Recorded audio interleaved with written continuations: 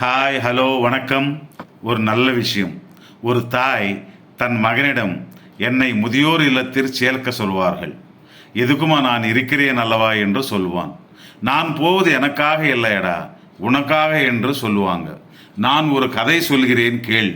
ஒரு பெரியம்மாவுக்கு அந்த முதியோர் இல்லத்தில் உடல் நலம் குறையும். டாக்டர் இனிமேல் நீ பிழைக்க முடியாது, வயதும் ஆகிவிட்டது என்று சொல்வார்கள். இனி உன்னுடைய கடைசி விருப்பத்தை சொன்னால் நாங்கள் நிறைவேற்றி வைப்போம் என்றும் கேட்டனர். சரி, எனக்கு இந்த ரூமில் காற்று சரியாக வரவில்லை, அந்த பக்கம் ஒரு ஜன்னலை வைத்து விடுங்கள், அப்படியே பழசி ஆகிவிட்ட இந்த ஃபேனை எடுத்து புது ஃபேனை போடுங்கள் என்று சொன்னாங்களாம். அதற்கு அவர்கள் சிரித்து, நீ எப்போ போவாயோ யாருக்கும் தெரியாது, இப்படிப்பட்ட கோரிக்கை எதற்கென்று கேட்டனர்.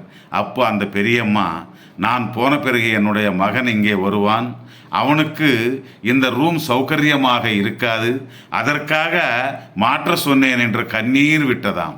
அதனால் வளர்த்த பிள்ளைகள் நம் ரத்தம் இல்லை, அவனை விட்டுவிட்டால் அவன் எப்படி வாழுவான் என்று பயப்படுகிறேன் என்று.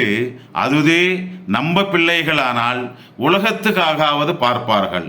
வளர்த்த பிள்ளைகள் அல்லவா, காலம் யாராக இருந்தாலும் மாற்றிவிடும்.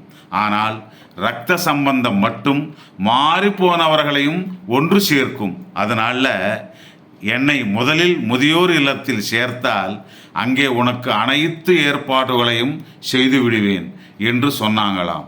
அதுதாண்டா தாய்ப்பாசம் என்றால். தெரிந்து கொள் நண்பா.